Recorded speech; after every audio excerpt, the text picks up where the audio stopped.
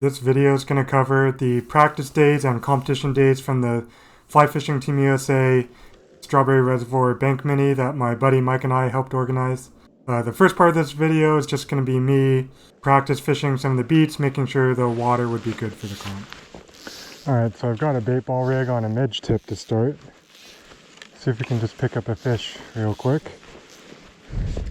Got my stripping basket with me here today. Get line off the reel. Get ready to start fishing.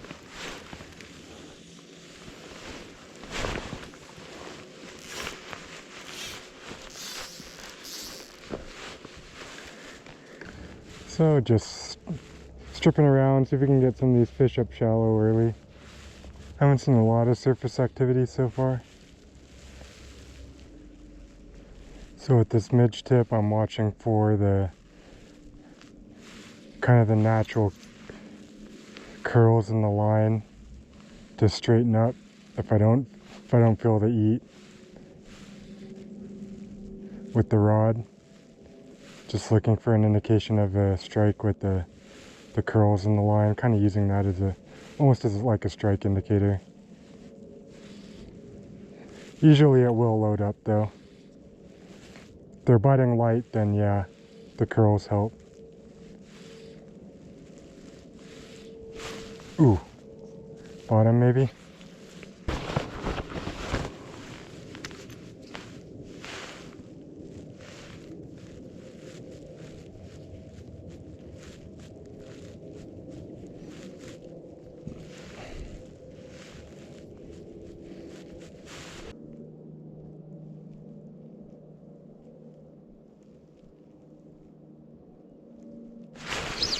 There we go.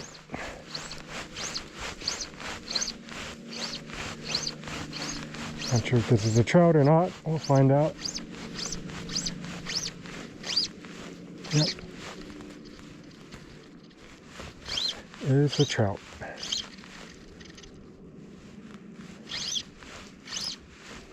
The leech.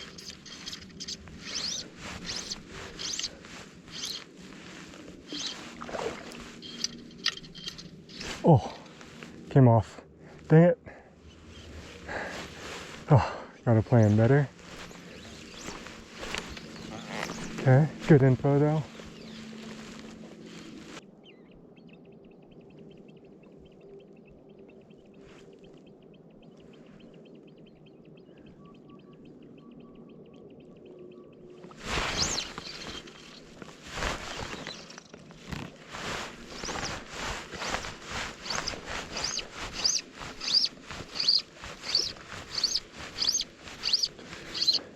Little bow. Right? Or is that a chub? Looks like a trout. Yep. Little bow. Okay.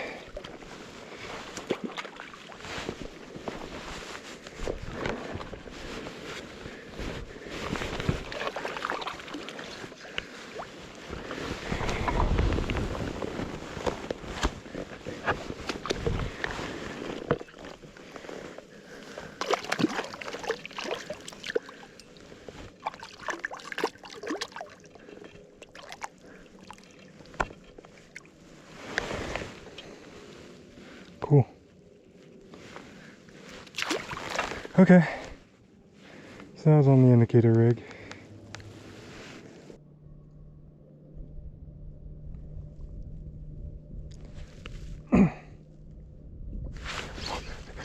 Ate the dry. Ate the indicator. I mean, that's funny. That's a pretty funny one. I mean, sure.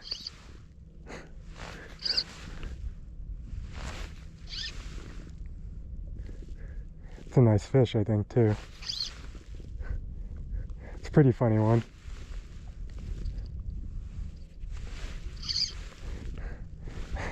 It's just New Zealand yarn on a hook with some dubbing, essentially. That's a nice fish. That's funny. That's some good stuff right there. Good info too. Could throw dry flies. It's a nice cut. It's a real nice cut, guys. Cuts are not smart, huh?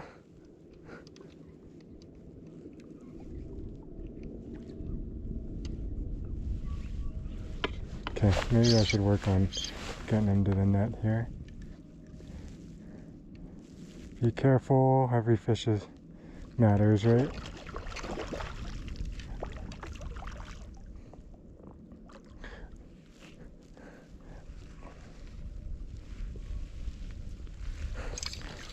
Eat my yarn indicator.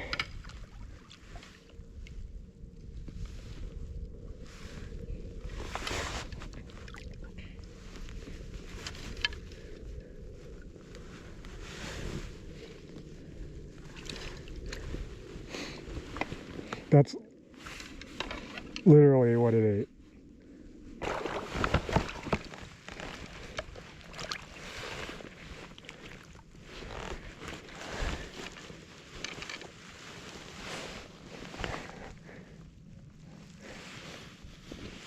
That's a good one.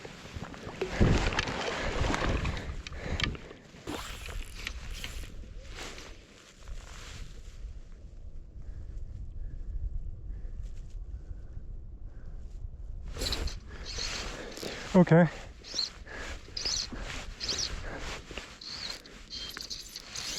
Well, we sight fished that one.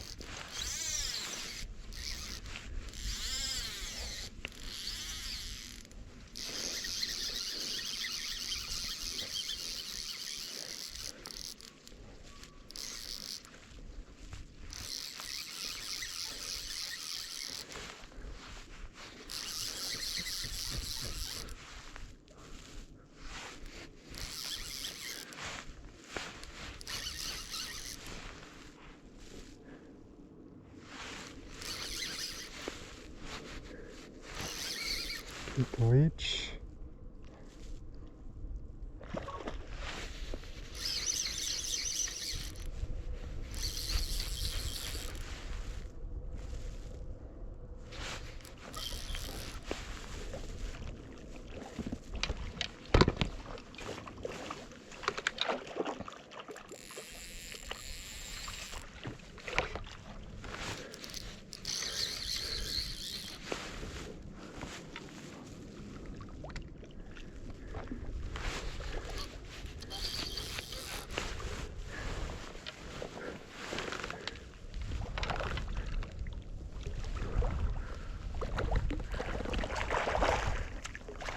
Another nice one.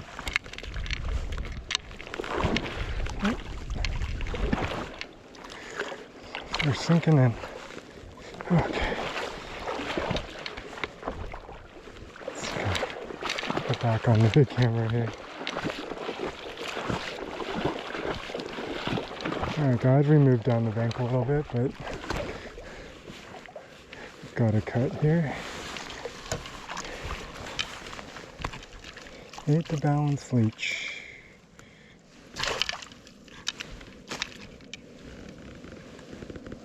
A nice one.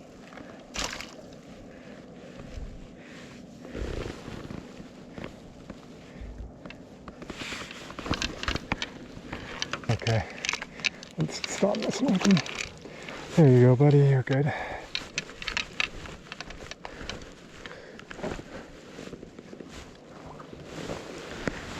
Alright, so when fishing from shore,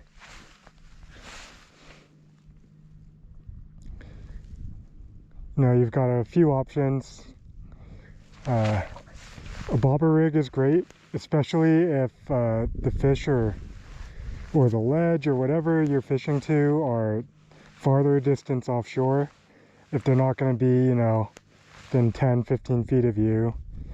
The advantage of the indicator rig or fishing static is that your flies stay in the strike zone longer.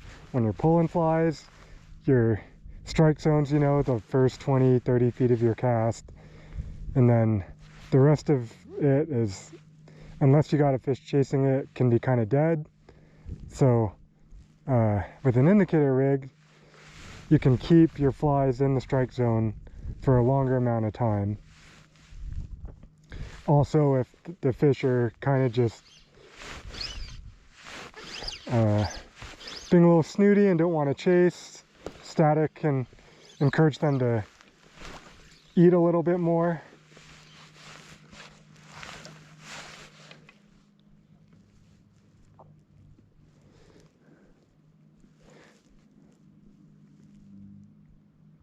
So I like it for those situations when you want to keep your flies in the strike zone, say there are a lot of cruising fish and you'd rather just have your flies in front of potential like intercept lanes more often than you know, jumping around and casting around with something pulling. But takes more concentration, it's a little less fun way to fish, but it can be super effective. You can also probe different depths a lot easier, so you can, you know, just lengthen your leader, lengthen your tippet to get down to whatever depth you want to get. So it's nice to be able to kind of probe different depths that way. And that's another way you can cover more water with it than you think.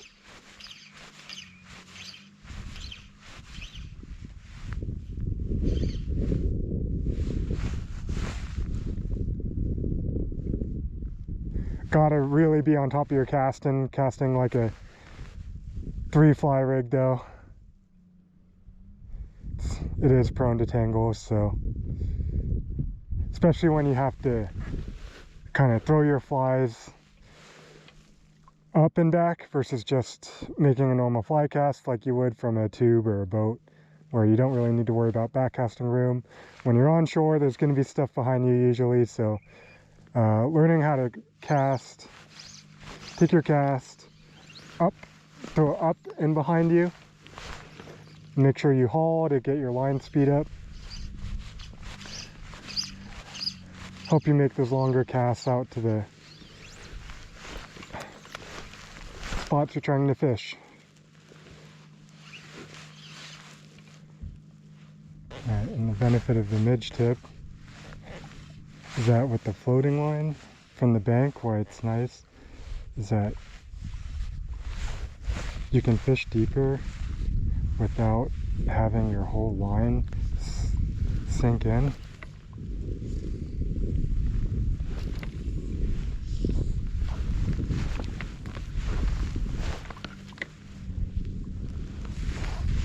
Since it's got a sinking tip like intermediate, and then it's a floating running line, and most of the head is floating too, so it helps you avoid hitting the bottom, because when you pull, it pulls the flies up a little bit, and if you're trying to fish slow, your sinking line won't sink all the way to the bottom as you're fishing slow.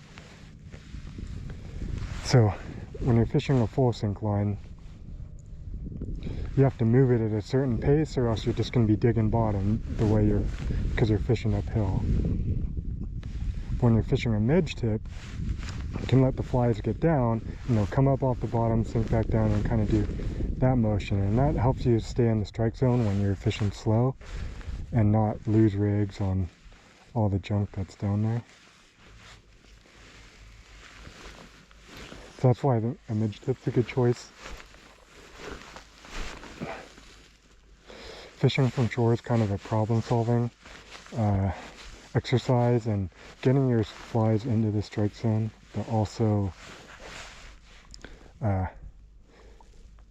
keeping your flies from pulling into the shore. So you can either do that with fly weighting, like you could fish like a booby rig on a sinking line, and that'll help keep your flies in the same water column without sinking to the bottom too much. Typically, once you start moving a sinking line, your flies stop dropping too much in the water column.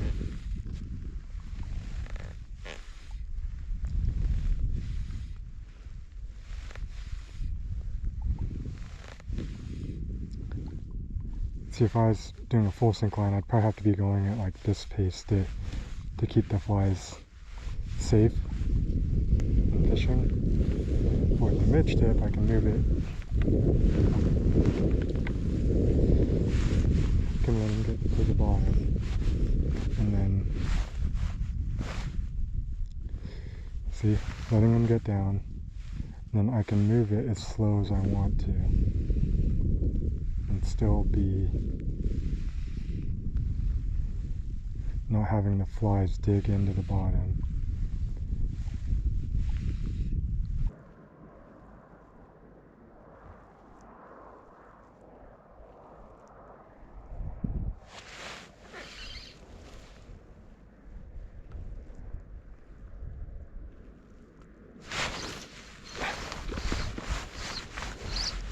Ate the dry again. Okay.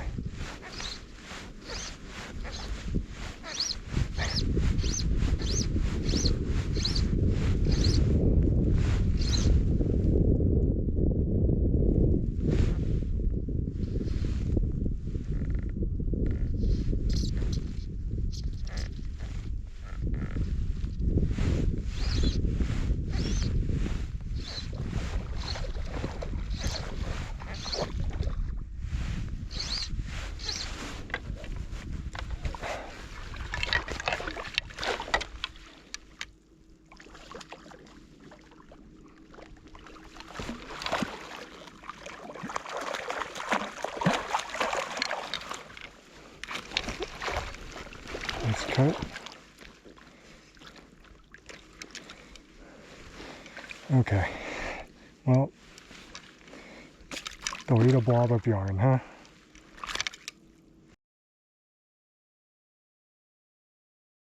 Alright, we're at a different spot. Gonna try some shallower stuff out. See if there's fish around here. There's birds.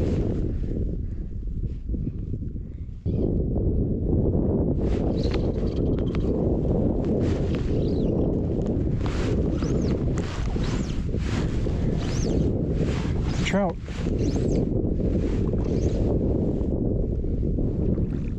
Yep, little bow. Okay, little stocky. Cool.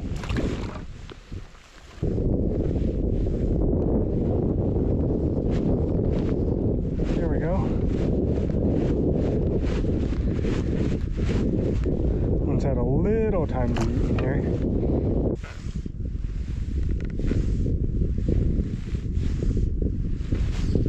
Yep. Okay, a lot of fish in here. That one feels a little bit better.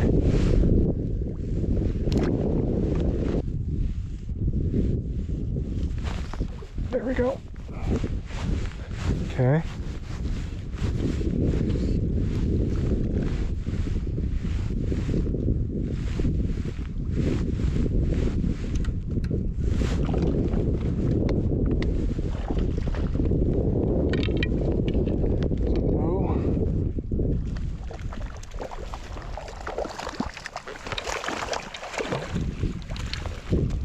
Cool. Pop out. All right. There we go. When that school of stalker swims by. Is this a double? Oh, there's a cutty chasing that bow. Look at that.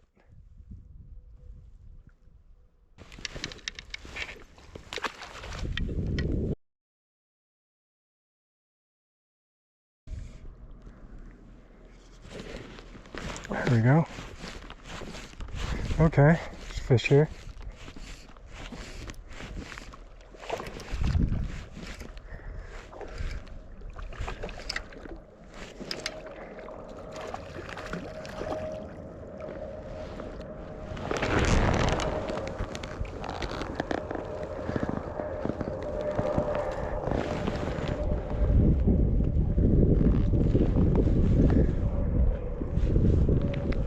Freshly stocked bow. Oh. Ooh. Yep.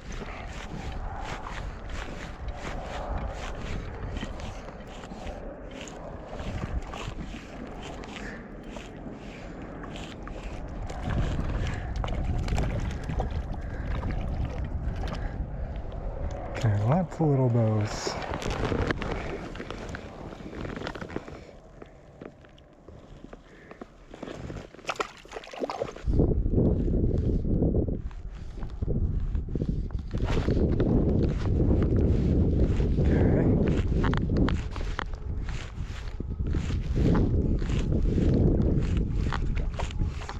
Okay.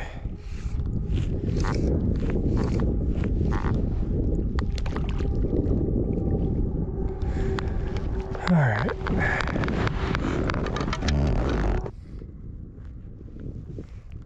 Oh, on the hang.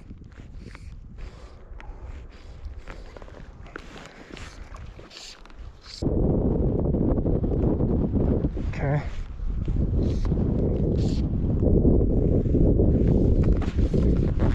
Okay. How many are there here? A lot.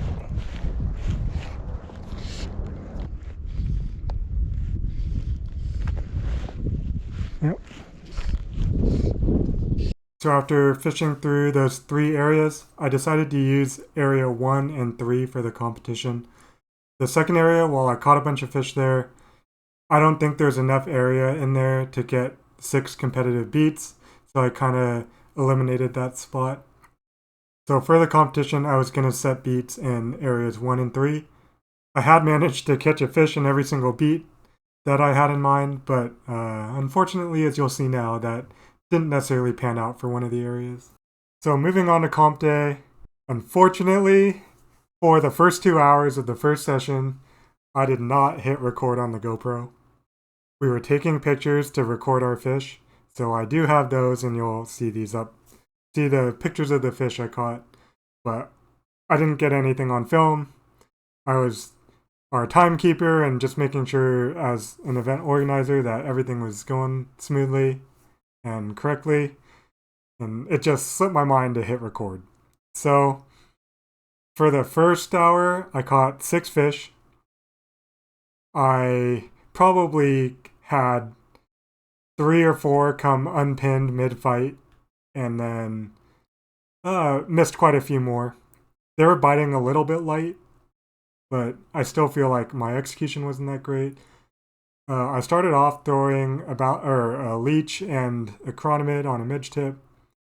I didn't get anything in the first 5 minutes doing that, so I switched over to a 2-fly bait ball rig and immediately started to get hits on a fast intermediate line. So I pretty much just fished that most of the first 2 hours and got consistent eats. I was moving it at a moderate pace.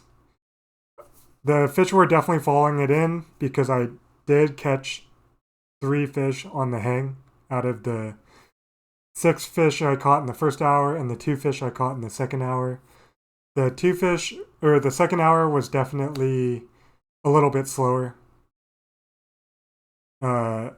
It's just they were active for that first hour and it slowed down once it got calm and bright.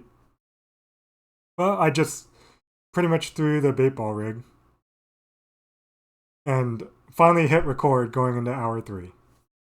Oh god, I just realized I haven't been recording for 2 beats. We're about to start fishing our third. I'm at 8 right now. Sorry about that, guys. Line's in!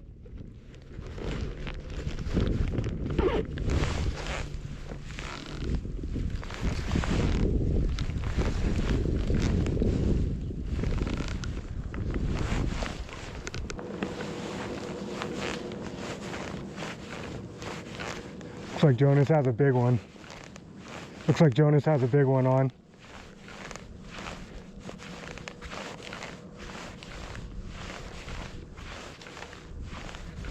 Been fighting that thing for over a minute. Nice one, Jonas. Jeez.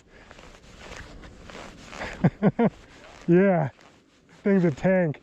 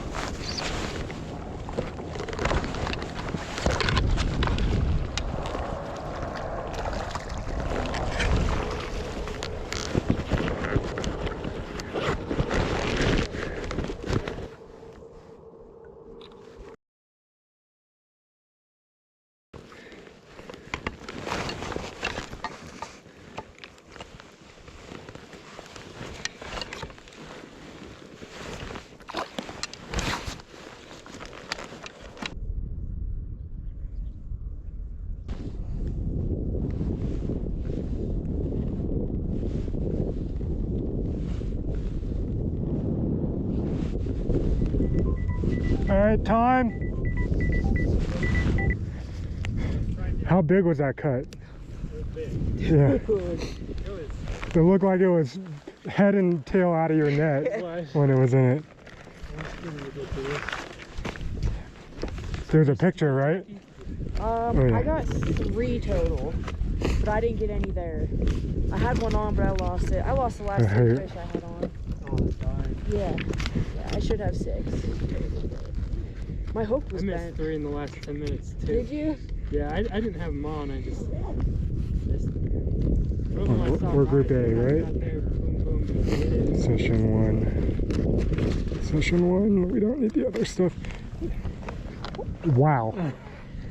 Holy shit! Oh my god. That's one of the bigger cuts I've seen come out of Strawberry. That's a fatty. I've kind of seen them like long like that, but they're not usually so wide. Yeah. And big. That's insane. No, I was trying to get one with. I could tell it was giant when you were fighting it because it was full bend in the rod and it didn't seem like it was moving.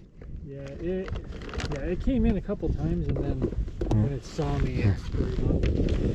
It was pretty sweet. After session 1, I managed to fish first in my group for the first session. We finished 1 ahead of Jonas, who caught that freaking monster cut, which was awesome to see. But luckily, we were able to pull out the first in the group. So we're well positioned going into the second session. How many were caught here? 4 of us caught 1, that's it. Really? Yeah. Really? Yeah. Damn. So if they're here, then you'll find them. We'll find out who caught them. So you guys had a 4-way tie for first. Yeah. Okay. That's bad, right? Yeah. Yeah. I won. Yeah. Jonas got second. How many you catch? 9. What were you doing? So I was throwing my bait fish fly, so white. Throw white. And They're on the surface, just moderate pulls. That's it. On a fast intermediate. Lines in.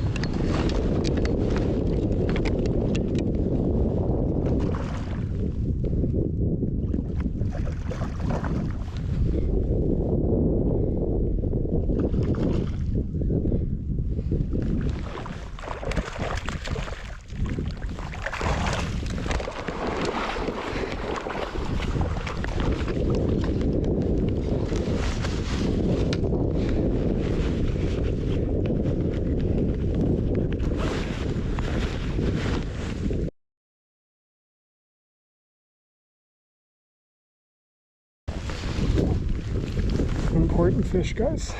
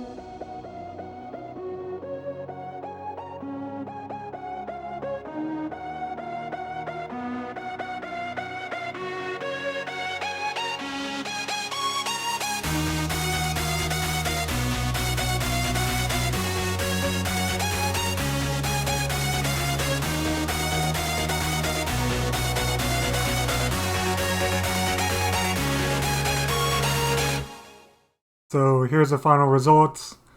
I won both sessions. I was the only one in my group to catch a fish at the second sector. I'm really bummed with how that area fished. It took one fish to take first in the first session for the other group. So it didn't fish that well. At least 4 people caught a fish in the AM session. But Ethan won his group both in the morning and afternoon as well. But he happened to just crush fish in the other sector and caught 21 in the second session. So he won on tie breaks. So congrats to Ethan for taking first in our comp. I'm happy with my second. And congrats to Mike for finishing third. As a team, we took first, but the team points don't matter. But I'm glad we did well. The bait ball carried the day for me. I don't know what else to say. Bait ball and an intermediate will catch fish at Strawberry. Anyways, if you enjoyed the video, like down below, subscribe. It seems like Mike and I want to put on some more fly fishing Team USA qualifiers here in Utah. So I checked the fly comp site and I'll make announcements about future events in my video. Those will probably start ramping up once it gets warmer next year. I think we're done for this season. But stay tuned for that. Anyways, thanks for watching, guys.